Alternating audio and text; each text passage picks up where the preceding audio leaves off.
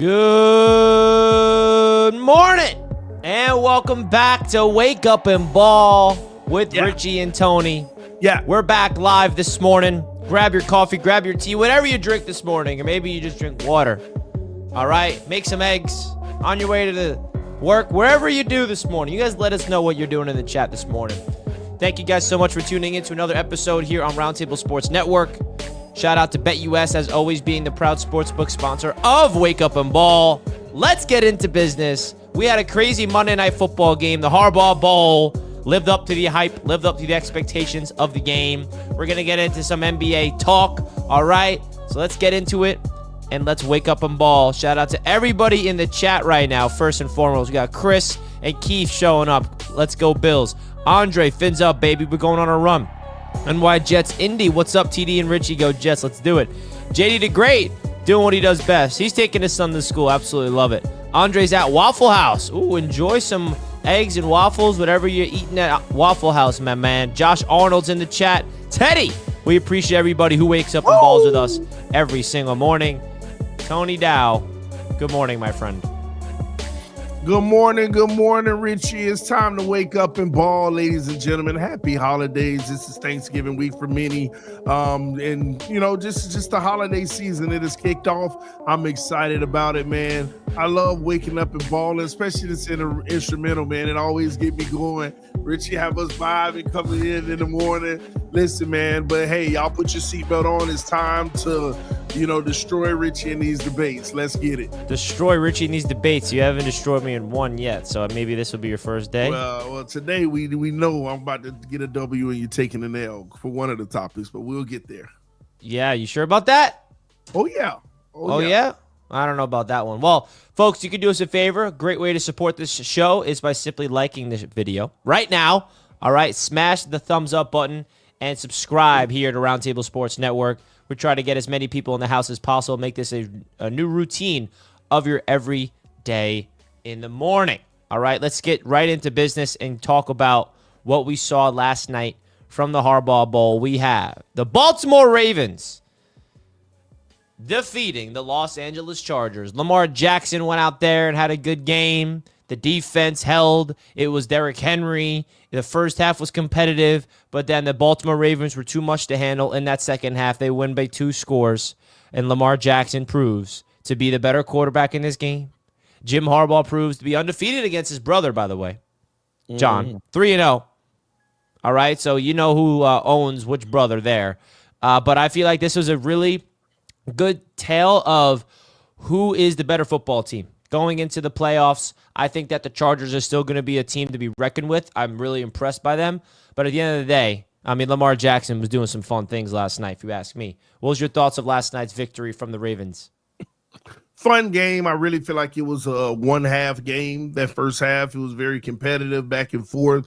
In the second half, it just looks like the Chargers on defense ran out of gas, being able to defend the run. And I'm going to be honest with you, Richie. There was one point in the game where it all changed. And I'm going to be honest. I think the Chargers would have won that game had J.K. Dobbins not went out. You saw a totally different offense when he went out. In the first half, they were running the ball at will. The Ravens had no answer. They couldn't stop J.K. Dobbins for the most part every time he got a carry. And he went into that locker room like with 1 minute left on the clock at halftime and didn't come out after halftime, and he was ruled out. But you saw the Chargers just went in a shotgun mode for the most part. You know, for some reason, I guess they don't trust, you know, the backup running back to really carry the workload like that. And they just went in a pass mode.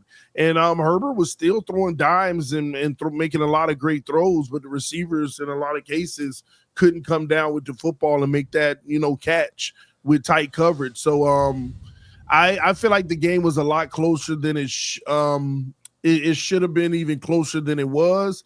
But at the end of the day, the Chargers run game disappeared in the second half, and the Ravens run game appeared in the second half. I mean, Derrick Henry, once again, just plowing and bow all over the field at some point. just served to be a little too much for the Chargers.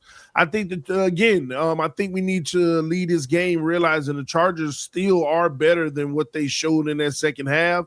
It's just that they took away that element of balance from them that made the Ravens just go in and basically take control of the game. But the Ravens are the superior team right now. At the end of the day, good win for them. Chargers, nothing to hang your head on. You get your fourth loss, which honestly isn't that bad at all. You're still in the driver's seat of the playoff situation. In the Ravens, good win. You needed this good win because it was time to start talking about them a little sideways if they didn't get the win. So good job by Lamar and company, and Lamar Jackson, man, still doing his thing. Derrick Henry doing his thing. It's just hard to beat that team with that combination. Yeah, I also got to give credit to Justice Hill, their number 2 running back. That you can say that was the difference of this game. You have J.K. Dobbins go down. Gus Edwards was not able to step in. Derrick Henry didn't go down with an injury, but whenever Justice Hill, their number 2 running back, came in, he made plays. 51-yard touchdown run, his career high. That was an emphatic play there. Lamar Jackson, I feel like a big turning point in that game for me was the Ravens going for it on 4th and 1 back in their own territory right before the half. I think that was kind of like the game-winning play because if you think of it from this way, if the Ravens went for it and did not get it, that flips the whole momentum. Chargers get the ball. Minimum, they get 3 points. Maybe they even score. But no, the Ravens get that first down. They roll the dice. And that just shows you, like, that right there was like, yeah, these are 2 brothers going at it right now. I mean, John Harbaugh with the Ravens, like, I'm not losing my brother, man. I'm going for it. I trust my team to get it. They go down the field, and then Lamar throws an absolute dime. I mean, absolute dime to finish off the half. The Bateman for the touchdown on that left pylon. I think that was the momentum that the Ravens needed to go into halftime, and then the Chargers were unable to really adjust to J.K. Dobbins going down. But overall, really good game. I think that the Baltimore Ravens are proven to be one of the league's best in the NFL, in my opinion. So we shall see. Now, I do want to ask the chat and you right now who your top 5 teams are in the NFL in order.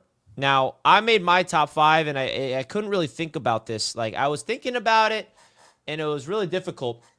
So I'm going to put my top 5. These are my top 5, not TD's. All right. Here they are. I got the Lions, the Eagles, the Bills, Chiefs, and I got the Ravens at 5, even though they beat the Steelers. I know that's a little controversial. Who's at number 5? But I got the Ravens at number 5 right now. You guys in the chat, let me know how you like my top 5 teams in the NFL today. Miami, huh? Okay. TD, don't make me remove you from our own show now. All right, this isn't what I don't want to remove you from our own show. All right, that's one timeout. It's one timeout. We don't want to do that this morning. One. All right, so top 5 teams. First, let me take a look at yours. Oh, the disrespect. Okay. To who? To the Chiefs. You think so? Yeah, I do. I still think that's disrespectful. All right, so the best team in the league right now, in my opinion, is the Detroit Lions. Obviously, they've been playing the best football in the NFL for the most part of the season. Only 1 loss on the season. They just continue, and it's how they're doing it too. They continue to steamroll teams. I mean, putting up 360 points on the season is impressive. Only second behind the Baltimore Ravens, if I'm not mistaken. The only team that scored more points than them, and that's 4 more points than them. All right, but also on the flip side of that, only allowing 183 points all season is one of the lowest in the entire NFL. Matter of fact, I think it might be the second lowest. Let me check that out. Yeah, did you know that the Detroit Lions are second highest points in the league and second lowest points allowed in the league? Damn. That's a good team right there. It's incredible, bro. That's like, ultimately, like, man, when you really think about it, that is on a whole nother level. So they're the best team in the league to me. They just do it on both sides.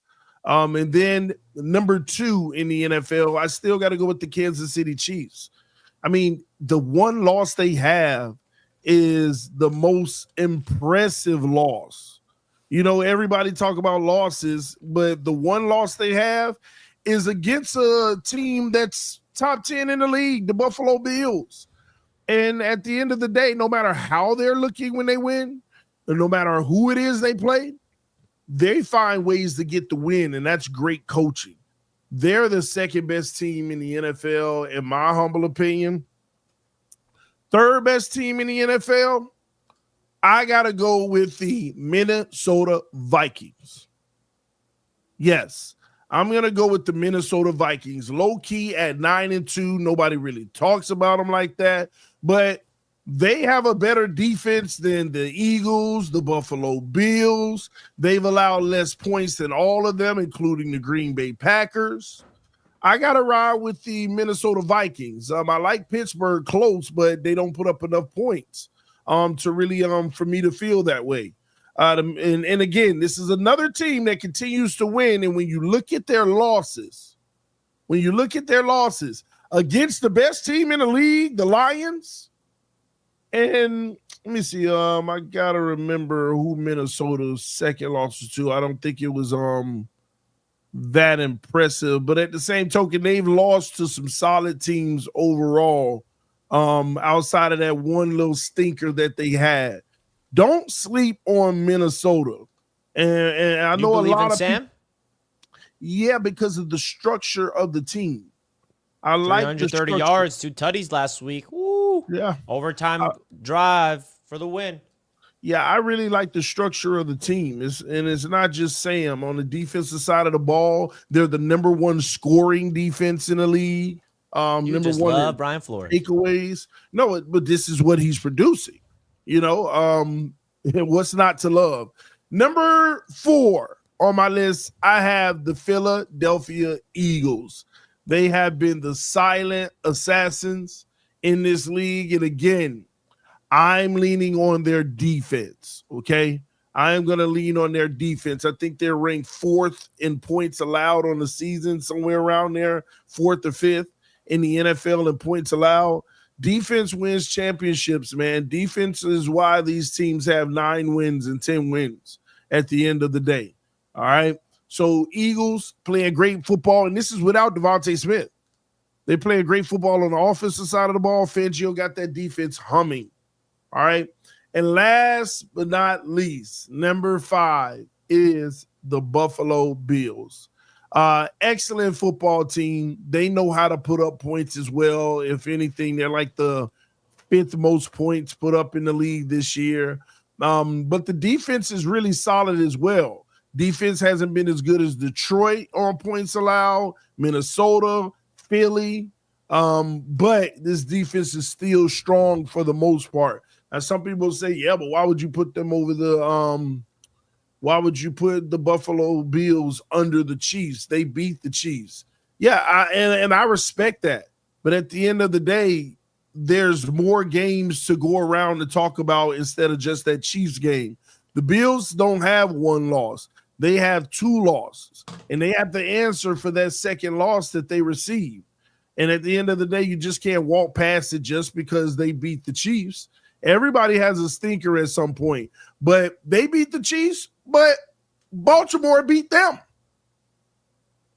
They beat the Chiefs, but Baltimore beat them. The Houston Texans beat them. And the Chiefs beat Baltimore. So you see the cycle, how that kind of wipes out, but you still lost to Houston, which is a good team, but you're supposed to be more superior than them. You can't afford losses like that. But you're still a top 5 team at the end of the day. But that's why I have the Bills at a 5, not over the Chiefs, even though they lost, even though they beat the Chiefs. So you have the Minnesota Vikings over the Ravens, and I know that they've a better record. Yeah.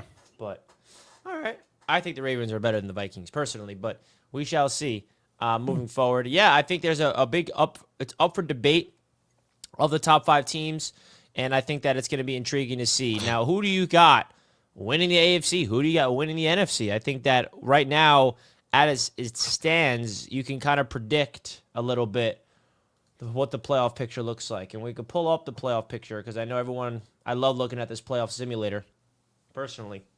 But there's a lot of interesting things to go around when it comes to this playoff picture. Who do you got coming out of this AFC and NFC conference, man? You see it on your screen now. You got right now the Chiefs are in the first seed with the Lions at 10-1. You got the Bills and the Eagles at 9-2. You got the Seahawks squeaking in at the third seed in the NFC because they're leading the NFC West. That team could be flipped at any given week.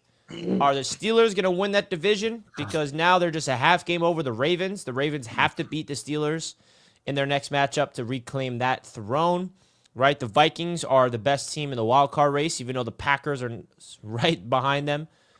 So interesting playoff picture right now. Chat, who do you guys got coming out of each conference in the NFL to represent each team to be the Super Bowl matchup? Who do you got, TD? This is tough, Richie. Let's start with the AFC first, okay? Let's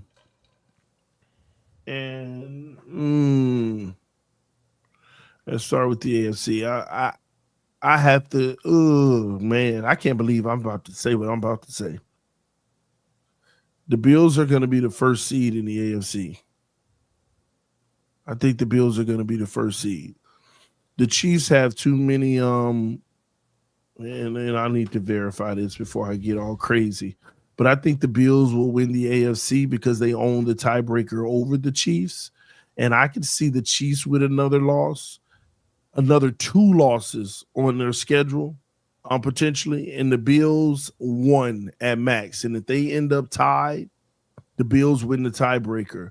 I just don't see the Bills losing another game outside of that Lions game, and that's still going to be something that we watch to see who wins because it's not guaranteed that they lose that.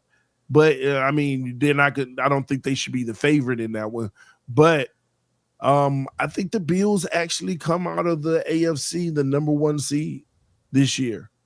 And on the other side, and that's why on the other side, it all depends on that Bills game. Yeah, but it's not about who's the first seed. It's about who's winning the conference, making the Super Bowl. That's what we're talking about. Gotcha. See here. No. I'm sorry. I guess the topic was more so who's going to be the first seed because there's another first seed. But think of it this. There's another topic of Super Bowl prediction. So that's why. So for that sake, because I'm gonna give a Super Bowl prediction, but I think as far as the number 1 seed though, Richie, I got the Bills coming out of the AFC with the number 1 seed, and the number 1 seed in the NFC. But Minnesota Vikings. Oh, you're so biased to these Vikings. No, man. Have they not been? You think they're gonna win their division, bro? Yeah, because the Packers may even win the division, bro. They're winning Thursday. No, we know that. No, stop it.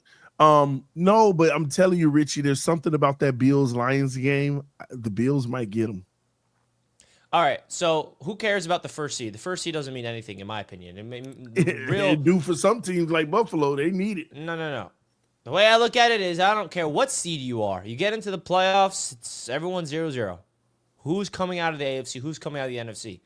It don't matter if you're the first seed. That's not a guaranteed trip. What were the Ravens seed last year? Number 1. What happened? Lost. AFC Championship game. Good point. So I don't really care who's the first seed. That's irrelevant to me. In my opinion, I want to know who's winning the AFC, who's winning the NFC. You know why? You know why that matters, though, Richie? But it doesn't really matter because you go into the playoffs, you get a bye. All right, you get 2 wins, and then you get to the Super Bowl. But there's no guarantee that's going to happen. So who's? Let me tell you why. If they play head up today, who would you pick? The Bills or the Ravens? Who would you pick if they play head up today? What do you mean? In the playoffs? Yeah, if they played head up today, who would you pick? Bills or Ravens? I mean, personally, I would still go with the Ravens, just matchup-wise. I think the Ravens are the better team in terms of matchup based off what we saw last time. Not to say the Bills can't get him back, but I don't know if they have an answer for Derrick Henry. And I agree with that, right? Now, who would you pick with the Chiefs and Bills today? In the playoffs or the regular season? in the playoffs. I mean, I we don't want got to sound like I don't want to sound like like a Bills hater, but I can't pick the Bills against the Chiefs in the playoffs yet. Well, if we're analyzing this not off of history, just how they're looking as a team now, you might. I mean, you got to look at it history, man, because everyone is still to this day looking at the Chiefs like, oh, they're frauds, bro, 10-1 frauds. And remember last year was the same thing. Everyone was like, the Chiefs, dude, they stink. And then what do? They go win the Super Bowl. Now they're 10-1, the best record they've ever had at this point of the season, by the way, with Andy Reid and Mahomes. And people are still not taking the Chiefs seriously. I don't know what the Chiefs got to do to get you guys to wake the heck up. Okay, wake up. Well, I guess here's my thing, though, Richie. Depending on what path you take in the playoffs could determine the playoffs. Some teams, from a matchup standpoint, don't want to see each other. And if they can avoid seeing each other, they might have a better chance of beating a team that has a better chance of beating their opponent. That's the only reason the seeding matters to me this year. I just feel like it's so jumbled up that some teams could beat others depending on the positioning in the playoff. But anyway, Super Bowl, who do I got in the Super Bowl? Yeah. I got the Kansas City Chiefs versus the Minnesota Vikings. You really think, I mean, you got to realize that there is, Sam Darnold has to be playing, like you keep thinking, Brian Flores is going to do everything. Sam's got to, that tells me you have a lot of faith in Sam Darnold. Because I know you say the structure around him and Brian Flores, but you're saying right here on this show that Sam Darnold is good enough to beat the Eagles in the playoffs potentially, the Lions in the playoffs potentially, all these teams in the NFC. You trust Sam Darnold to get that team to the Super Bowl? I know you're going to say the defense and all that, but this is a quarterback-driven league. So you trust Sam to get that team to the Super Bowl? I'm glad you said that, Richie, because this is the problem here. The path to the Super Bowl, they may not even have to face one of those teams. Yeah, they will. When you got Seahawks and Falcons at 3 and 4, you see what I'm saying? Well, you have the Vikings as the number 1 seed in your theoretical. Well, no, but even if we were to dial that back and they're the 5th seed, Richie, do you think they're losing to the Atlanta Falcons in the first round? Mm-mm. You see what I'm saying? It becomes an easier path. And then they verse the Lions next week. Yeah, but we'll see if that happens, Richie. Yeah, but you didn't answer my question. You keep deferring. You keep deferring. When I ask you, no. When I ask you about Sam, you keep deferring to everything around him. But I need your assessment of Sam Darnold, the quarterback. You're not going to go to the Super Bowl without you playing elite level football in the playoffs. Let's be honest with ourselves here. So you're telling me you have a lot of faith in Sam to use the defense around him and the playmakers around him and the structure to elevate his game enough to get to the Super Bowl. Yeah. Why? Because I have a tier system with quarterbacks. It's like a scale of 1 to 10. So where's Sam on your list? Like, is he like a really good, like, if Sam goes to the Super Bowl this year. You just hit it really good because I have elite, I have great, I have really good. Those 3 guys can win a Super Bowl. Good can't win a Super Bowl. Good is just good enough not to be good enough. Then above average, then average, and then those other 4 subcategories: below average, poor, trash, all that don't even belong in the league. So in my tier, if you're not in those top 3, which is elite, great, or really good, I don't feel like you can win a Super Bowl. Good is right under that. Tua, Kyler Murray. You know, all those guys. That's what they are to me. So you think Sam is at the really good? Has he played really good this year? If you look at that scale, you don't got to convince me, man. Sam is elite. I'm not saying he would. No, he wasn't elite this year. He had elite moments. He wasn't elite. He wasn't great, but borderline low end great. But he was really good this year so far. He was really good. So you think Sam can go out there and beat a Jalen Hurts or beat a Jared Goff in the playoffs? First of all, you got a run game. You got a great defense. I'll tell you this. If the Vikings go to the Super Bowl, man, I may buy a Sam Darnold Vikings jersey and wear it on the Super Bowl. Hey, listen, that's the starter pack for winning, Richie. Great defense, good running game. All right, so who's winning? Chiefs, Vikings in your Super Bowl? Vikings. Ooh, all right. Well, you are very high in these Minnesota Vikings. My Super Bowl pick right now, man. Low key, I see what's happening over there. Low key, And you can't say they can get out coached. KOC is just as good as anybody on the offensive side. Brian Flores at this point proven on the defensive side. And they allow each other to have the autonomy. You see, so it's a perfect blend. That's kind of nuts. Is it though, Richie? Like, if we really want to talk about it, is it? Yeah. Really? I'm not against it. But look, let's check out BetUS and see what the Minnesota Vikings odds to win the Super Bowl. If you guys want to check out BetUS yourself, so you guys know you can get them at 150% bonus on your first deposit, 125 on your next two. That's all the way up to $2,000, folks. All right, 10% gamblers insurance policy. This is the #1 online sportsbook. We use this sportsbook all across Roundtable Sports Network. Make sure you guys check them out. BetUS.com.pa. Use the code YouTube150 to sign up today. Let's get into it. So the Minnesota Vikings are at plus 1,800 to win the Super Bowl. Mm-hmm. $100 will win you $1,800. That's pretty interesting, Richie. Man. I mean, you look at the teams that are more favorited, like the Lions are the favorites. You got the Chiefs right next to them. You got the Ravens and the Bills, both at plus 700. And then you got the Vikings. It makes sense. It makes sense. That's the great value pick, but I don't know.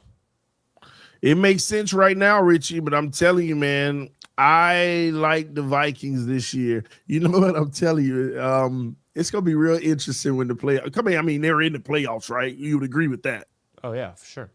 You know, so and nobody's clinched at this point, but still, I think clinching will start this week, huh? I don't know. Maybe. Yeah. The Bills will clinch. I don't know about the Bills.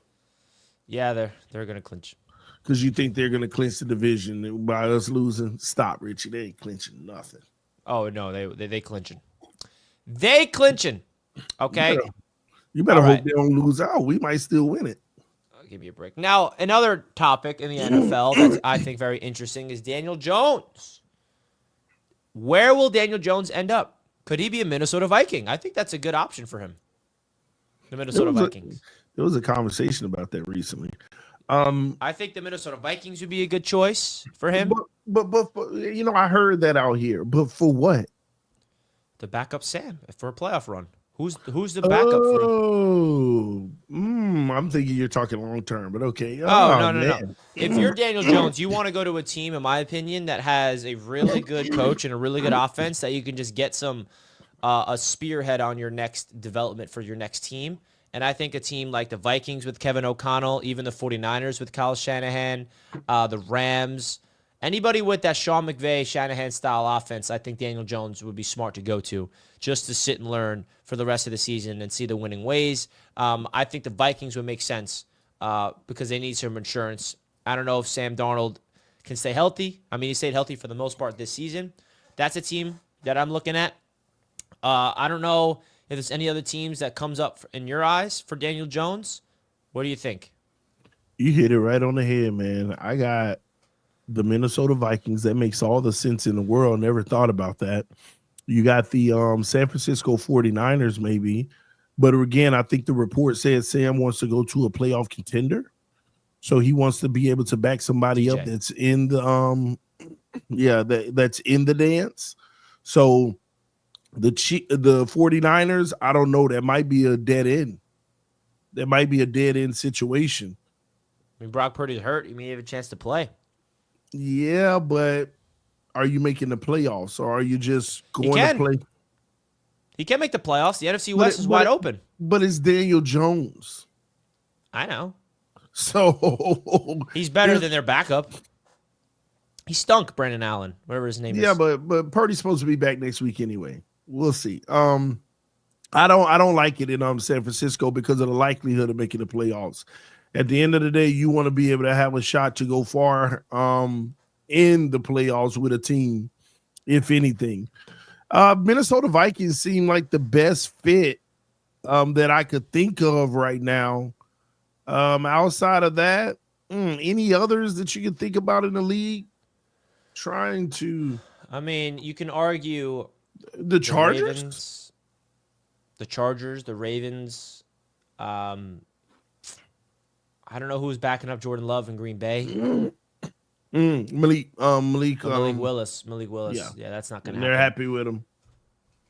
Yeah, I don't know. I think the Vikings make the most sense. Yeah, But Minnesota probably would because I don't even know who's their backup.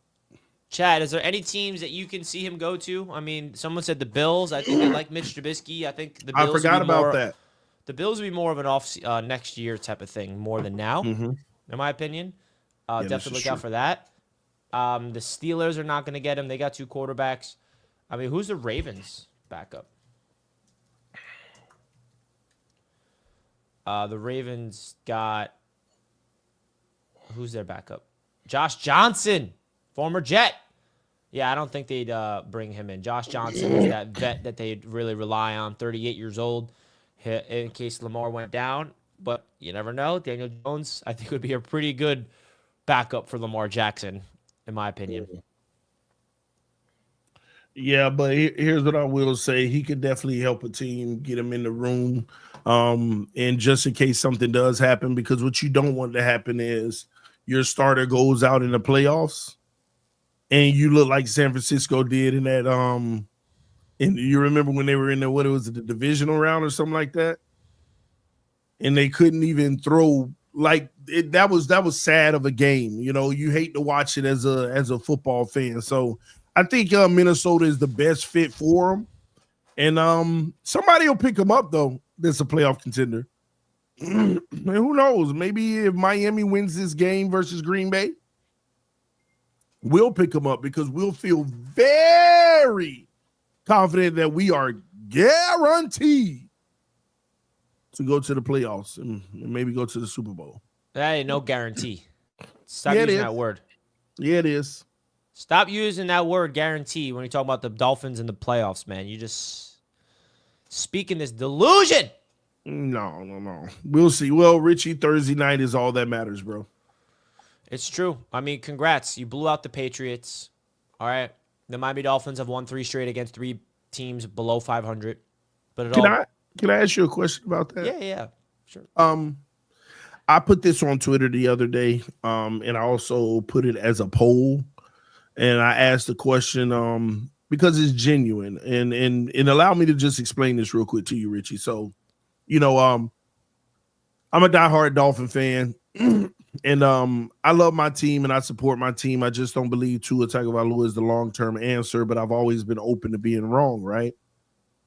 And for me, if I'm like going to be 1,000% transparent and honest, it sucks because you find yourself in this situation literally for the 5th time, right?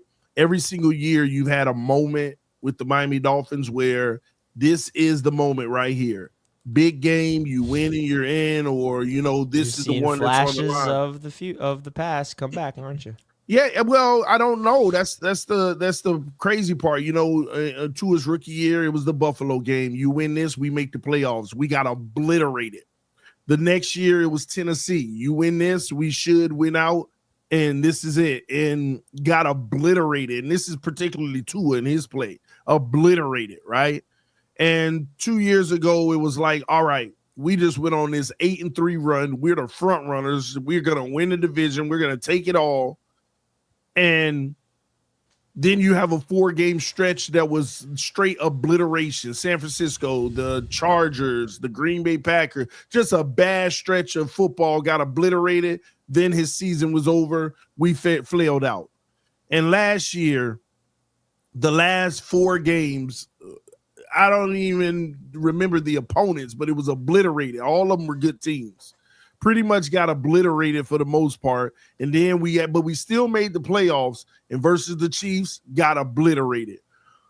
And it's like every time in these seasons, Richie, there's like a 3, 4, 5 game stretch where Tua is the best quarterback in the league, and we all get to this point, and then we get obliterated. Well, he ain't the best quarterback in the league right now. Well, I get that, but I'm just saying he goes on a run that makes you say this guy is special, and then when it actually matters. Yeah, exactly. Which is why all this hype that you're doing, I'm shocked that you're doing it all over. No, because man, well, you really want to know the truth of why I'm hyping the Dolphins up so far this week? Because if Tua falls down, then you go right back to what you actually believe. No. Well, I mean, if that happens, I shouldn't be shocked. But Green Bay can be got. Green Bay is in Buffalo. Green Bay is in the Chiefs. Green Bay is in Baltimore. And I'm going to be honest with you. We've gotten to a point as a fan base where we've dumbed down the game. Like, if you can win this one, we'll believe. We've dumbed those games down now. Like, Green Bay is a really good team, but they're not the upper echelon of teams. And that's how bad it's gotten to where we've dumbed down the competition to put a bar of saying, okay, now we'll believe. But Tua, after the game, he said this, Richie. They said, are you excited about going to play in cold weather? He said, yeah, I'm excited to go kill the narrative. So I want to ask you real quick for the outside looking in. Will Tua kill the narrative or will the narrative kill Tua? And in the last 32 games the Miami Dolphins have played in weather under 30 degrees, we've won one game. Yeah, I mean, I really think this one game is not going to kill or prove a narrative. I think you need to see a little bit more, in my opinion. I think if the Dolphins and Tua goes out there and wins this game, it's going to put you right on an actual playoff trajectory. But then the next step is what the narrative has been. December football. We're still in November, all right? December football. And say you make the playoffs, can you win a playoff game? That's the narrative.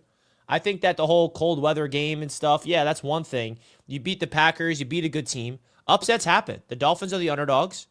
Underdogs win football games. The Dolphins can win this game. I agree. The Packers are beatable. But I really think either way, the Dolphins win this game. They get their respect. I will give them their respect. They're back to 500. They're in the race. Now you really have to keep winning because you're going to hope that the Broncos lose. Say Tua plays well. It's about how long can he continue this? And also, did the hole that Tua dug you into with his injury, is that too big of a hole for you to come out of? It's another thing you got to consider. Because what if Tua balls out and you beat the Packers, but then you lose one somehow to the Texans, right? You never know. Somehow you just lose a game. You just have a stinker. And they missed the playoffs, but Tua looked phenomenal all the back end of the season. Then you're going to go into the offseason with what type of hype, right? Say the Broncos win 11 games, and then the Dolphins win 10 games. That's what? Will you losing one more? Like, what's the narrative around Tua? He looked phenomenal. He led the league in this yards. In 7 games, he was number 1 in rating, number 1 in yards. It's going to be the same thing. I mean, that's what Tua does. He pads his stat sheet, but he can't get over the hump. And that's the narrative that he needs to defeat. And I think that he has a chance to defeat the cold weather narrative Thursday. But in my opinion, I'm going to need to see more, even if he beats the Packers Thursday, to convince me that he can go out there and win a playoff game. You got to get there first. All right, we'll beat them Thursday, and we'll go from there, man.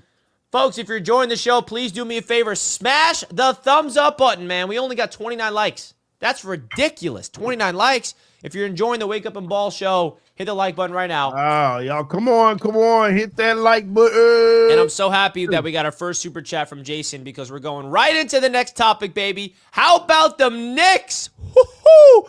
One of the most dominating games in NBA history is what we witnessed last night. Jason, thank you so much for the $2 super chat. Much love to you, my man. We literally saw one of the most dominating games in NBA history. We had the New York Knicks obliterate, TD. Obliterate those Denver Nuggets. 145 points. First time since 1991, I believe, a team had 45 assists as a team to 10 turnovers. Okay? OG Anunoby, who is our defensive-minded wing, 40 points. He is unlocking a new level of his game. That's why we paid him. All right, 40 points for OG. Karl-Anthony Towns still got you 30-point double-double. And then Jalen Brunson, career high, 17 assists. I mean, what are we even doing here? This is what we do, okay? We had everything click. This team is dangerous. We went up against the front-runner to win the MVP, Nikola Jokic. Karl-Anthony Towns outplayed him.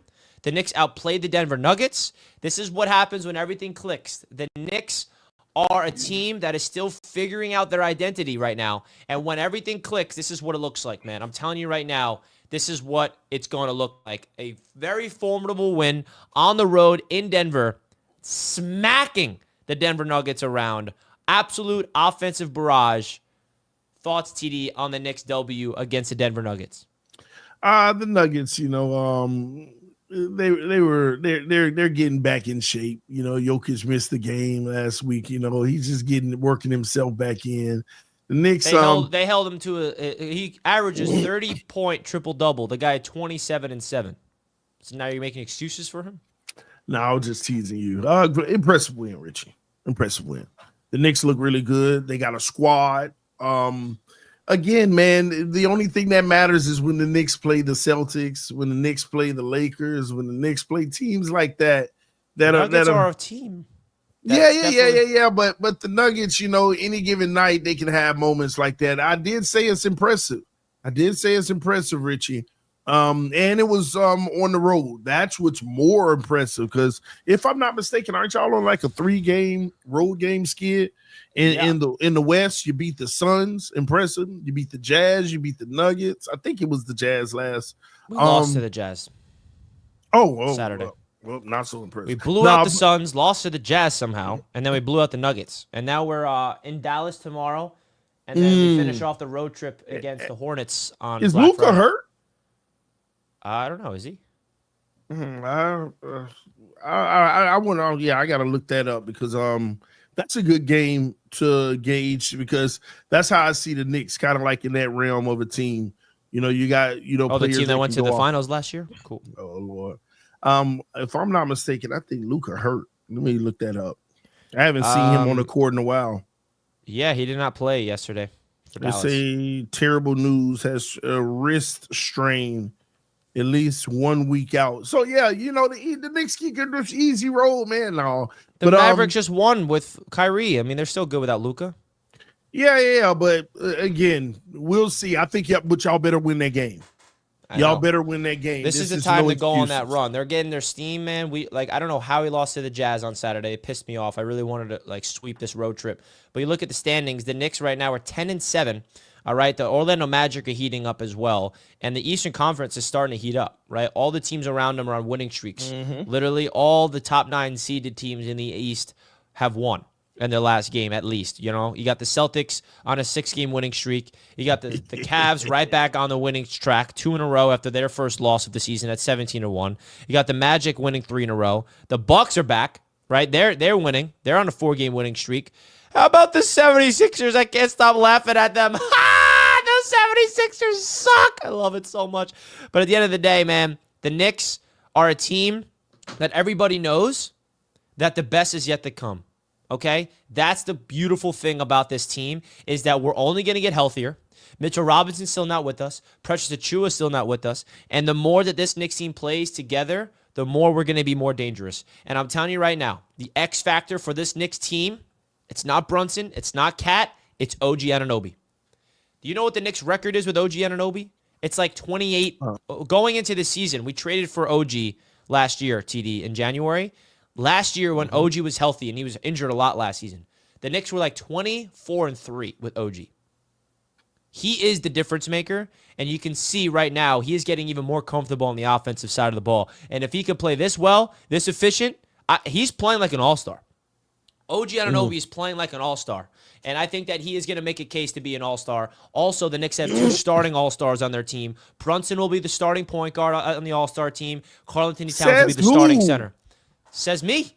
Brunson's not going to be no starting all-star this year. Yeah, he is. Stop the cap, Richie. Yeah, he is. See, Richie. Who's going to be a starter over him? I thought we were going to the better player. Who? The better player. Ball. Ball? What are we doing? LaMelo Ball, all-star reserve. Sorry, all-star starters are reserved for winners. Teams that are in the playoffs. Stop, Richie. This is voting. You know how this goes. Stop it. He's been the better player. He's been the better player this year. I mean, he's a better player in general. No, he's not. Yes, he is. Man, did you put the poll in the chat, Richie? Yeah, I'm gonna have to do that because Richie out here capping all. You don't know how to put polls. You're Unk right now. Unk don't know how to do that. Listen, man, I don't know what metrics you need to prove to me that LaMelo Ball on leading a 6-11 team is better than Jalen Brunson. Richie, no. See, you trying to pick which limb you hang from. You trying to pick which limb you want to have a standing ground on. Stop trying to make this about winning when the Knicks got a loaded team compared to Lamelo. Loaded team. See, that's where you're wrong, because Jalen Brunson came to a Knicks team that it was just as bad as the Charlotte Hornets and elevated them to irrelevancy.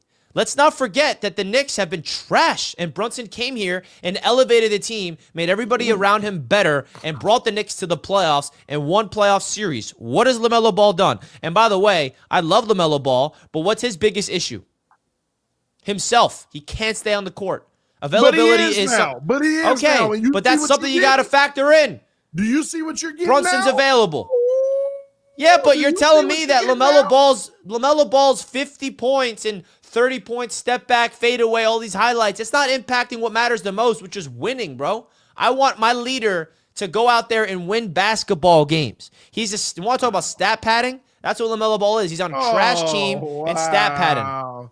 Man, he's fighting to keep that team alive every night against 6-11, bro. What are we talking about? Stop, Richie. Listen. Here's what's funny to me. You know, even this year, right? Jalen Brunson is on the court 35 minutes a game. LaMelo is on the court 34 minutes a game. And the man putting up 31 points a game while Jalen Brunson around here running around with 25. The man getting 5 more points a game. Yeah, why?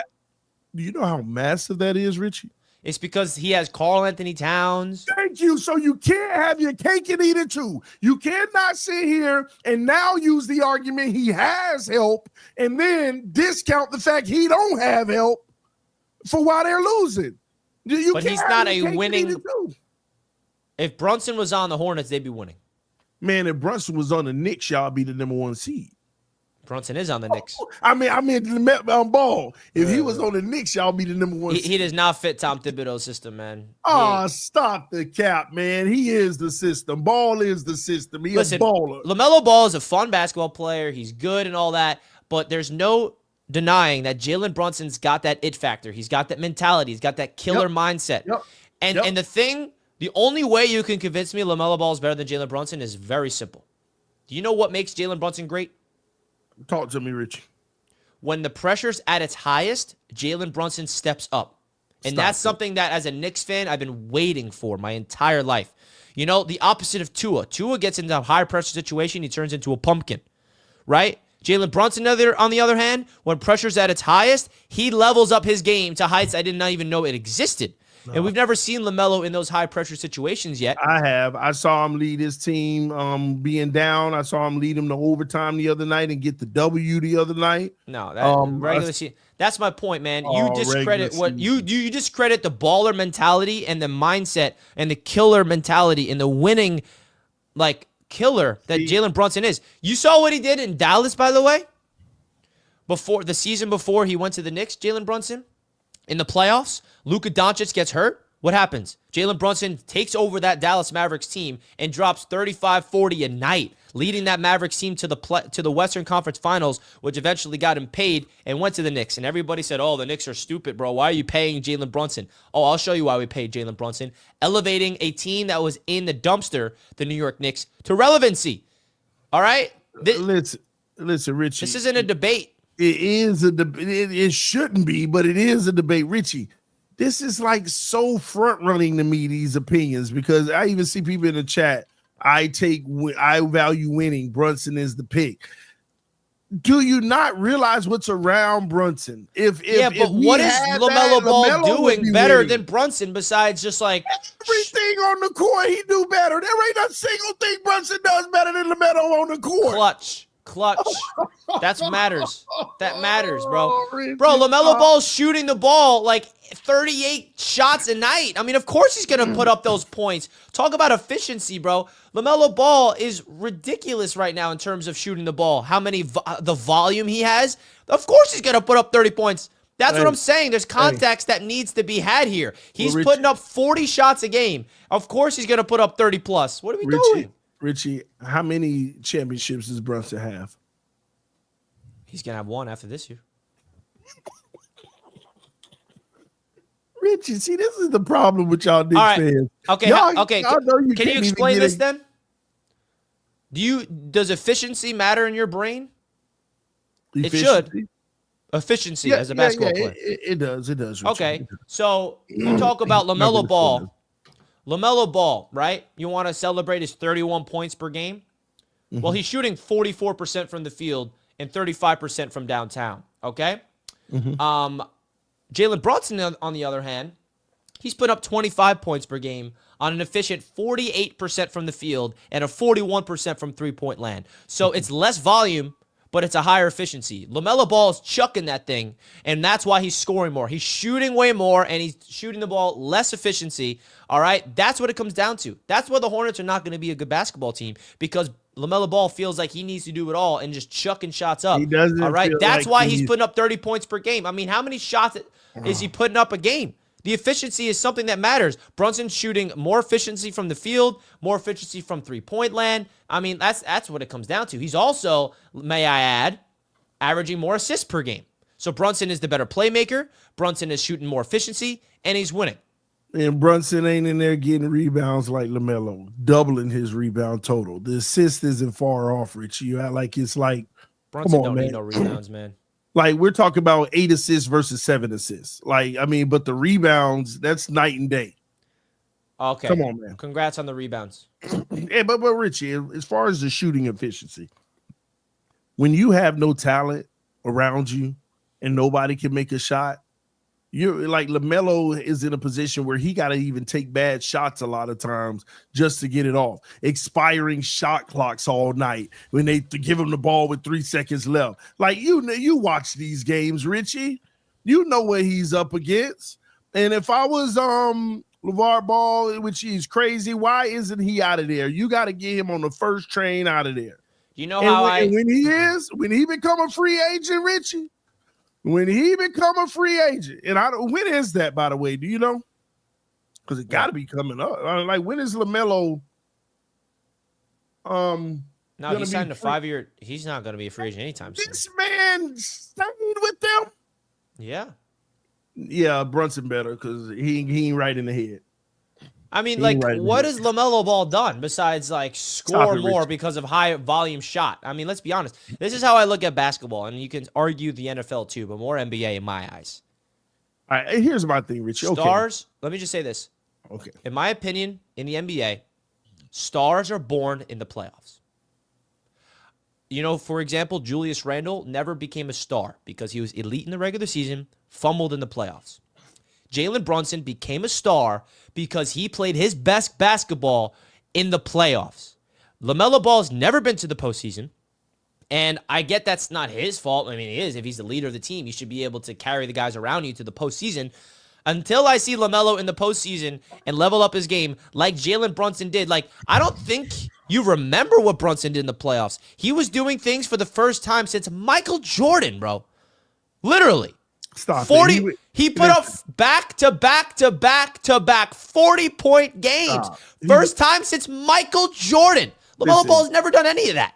Listen, Brunson is. I don't think you remember what Brunson did in the playoffs. It's very common though, Richie. Maybe it was 40, but there's a whole bunch of guys. Common to do the first time since the 90s of Michael Jordan. No, that's not common. That's the first time since Michael Jordan. You're putting up the opposite of 40. You're putting up a number of 40 because he got to have the volume because he didn't have nobody around him at the time. Remember, like you said. But here's my thing. But the difference is he wins though when he does that. LaMelo Ball, when there's no talent around him, he doesn't win. He wasn't winning though. You act like this man been to a championship. He won 2 playoff series in 2 years. Listen, that's no different. That's no difference from what Derrick Rose was doing. It's no difference from what Isaiah Thomas was doing. It's no different from what the Asian boy name again? Jeremy Lin. Whenever Linsanity. It's no different. Give me a break. This is so much different. Linsanity. And Rondo took them all down. And that's what LaMelo gonna be. LaMelo, whenever he get on a team that has some support, he gonna take them all down. Every single one of them. Listen, man, you got to realize that Jalen Brunson is on another level. Okay? Mm-hmm. I think that he is going... And listen, the Knicks have 2 all-star starters. Arguably, you can say 3 all-stars in OG Anunoby, Cat. I mean, let's just talk about Karl Anthony Towns real quick. Karl-Anthony Towns is having the best start of his entire NBA career on the Knicks. Think about that. You know how good he's been with Minnesota? He is putting up the most numbers, efficiency. I mean, I got to double check because he's been shooting the ball unbelievable to start of the season. Can you, right now, I don't know if you're looking at it, guess what his shooting percentage is from three-point Karl-Anthony Towns is this season? And he's shooting the ball a lot. It's not like he's not shooting it. If I'm going to guess, I'm going to automatically assume it's good, so I'm going to say 40%. Nope. 43. 47%. Cat from downtown. And that's not no 2 threes a game he's shooting. He's shooting volume. Wow. I mean, what Cat is doing right now, bro, 26.3 points per game, 12.6 rebounds, and a 55% from the field, 47% from three, man. This is unreal what he's doing. Yeah, I see it now. You know what this tells me, Richie? Brunson getting carried. Lamelo way better. No, I'm just joking. But Cat, man, hey, you got an all-star here. Matter of fact, starting all-star center, Joel Embiid, fraud. There's no better center in the East than Cat. Who's the better center in the East? Name a better center in the East. You can't. It's Karl-Anthony Towns. Al Horford. But no, he the best center right now. He's playing the best ball at the position. How's man, this is impressive, bro. I ain't gonna lie. 47.1 from the 3-point line. Averaging a double-double by a monster double-double. And he's taking some volume. Yeah, no, this isn't no low volume. Hey, let me say this too, Richie. He's having career highs in everything. Let me say this too. He's 47.1 from the 3-point line, and he just had like 3 nights ago, he went 1 for 9 from the 3-point line. So he probably was like 53%. Yeah, he was at 57% or something crazy. That's why I'm like, dude, this guy, what he's doing right now is nuts. I mean, the guy is doing something that I don't think I've ever seen in my entire life as a Knicks fan at that spot. If it ain't broke, don't fix it. Hey, this is pretty dope, man. That's big time stats, man. 3rd in the NBA in rebounds per game. I mean, like this is a guy that is completely leveling up his game. And like you watch him and it's just so beautiful because he gets to the rim. And you know what everyone said in a negative way about Cat when the Knicks got him? That he's soft. He can't handle New York. His mentality's weak. And I've seen the complete opposite, man. This guy is not soft. He can handle it. And a big thing about him that I've heard is that he doesn't really step up in the playoffs. But I think this new energy of him coming to New York has sparked something different in him, man. He's playing different. And we won that trade because Dante DiVincenzo with Minnesota is playing like ass. No offense. And Julius Randle, he's doing all right, but he's not doing anything crazy like Cat is. Yeah, playing like this, I'm convinced y'all will catch Orlando. Yeah. Oh no, y'all will be the 3 seed this year, man. The Knicks might be the 3 seed this year. Yeah, that's inevitable. So what's up with the Miami Heat though? They always do this. They're crap in the regular season, and then they're gonna get into the play-in tournament, and they're gonna make the playoffs, and they're gonna be good in the playoffs. It's every year. The Heat and beat the Knicks. No. Have they been beating y'all? If we match up against them in the playoffs this year, this is our revenge. Flicks says that boy Cam Ward turns into the GOAT in pressure. Flick Shorts keep standing over a man that's not going to be a Miami Dolphin, man. It's going to be a Jet. Lascelles, $5. When Lamelo forced Brooklyn, he scored 12 and gets benched for Terrence Mann in the 4th quarter. That is true. He was benched in the entire 4th quarter, LaMelo Ball, because he's not clutch. About Brooklyn, Lascelles, come on, bro. Come on now. The Brooklyn Nets, man. The Brooklyn Nets are rooting so hard for the Knicks' downfall, and it's so funny. Hey, but the Nets on a 2-game win streak. I see you, Lascelles. Woo! They beat the Warriors. Watch out. They're coming. Lascelles, thanks for the super chat, man. Well, that's going to wrap up Wake Up and Ball, presented by BetUS Sportsbook. Shout out to the Knicks for stepping up, and we got a lot more NBA talk to come, of course, and NFL talk right here on Wake Up and Ball. Folks, if you could do us a favor, simply hit the like button. If you didn't hit the like button, what are you doing? We appreciate each and every single one of you guys that's waking up and balling with you. We really try to make this consistent. We have 50 likes right now. If you guys enjoy this show every single morning, please just smash the like button, share it, make this a part of your daily routine. Maybe consider hitting the notification bell. We're live every single day. TD, are we live on Thanksgiving or are we taking off? I don't even know. We'll figure that out tonight. Wake up and ball. It's gonna be a fight. Richie on the mic. TD getting it right. We be going back and forth. Tennis on the Tennis. Oh man, I gotta charge for these bars, Richie. I gotta charge for these bars. Well, TD is giving you guys a freestyle as an outro. Flick Shorts, another super chat. If Cam goes to the Jets, I'm gonna find our GM. Well, he is going to come to the Jets because the Jets are losing out. Just kidding. We're 2 more wins on the schedule for the Jets this season, and that is 2 wins against the Miami Dolphins to send them home. Thank you guys so much for tuning in to Wake Up and Ball. Shout out to BetUS for being the proud sponsor of this show. Thank you to all the super chats. We'll see you guys later. Any final words? Love y'all. Appreciate y'all. Happy holidays. Y'all tune in tomorrow. We'll be right back here on Wake Up and Ball with TD and Richie. Peace. We out. Peace out. We are out here.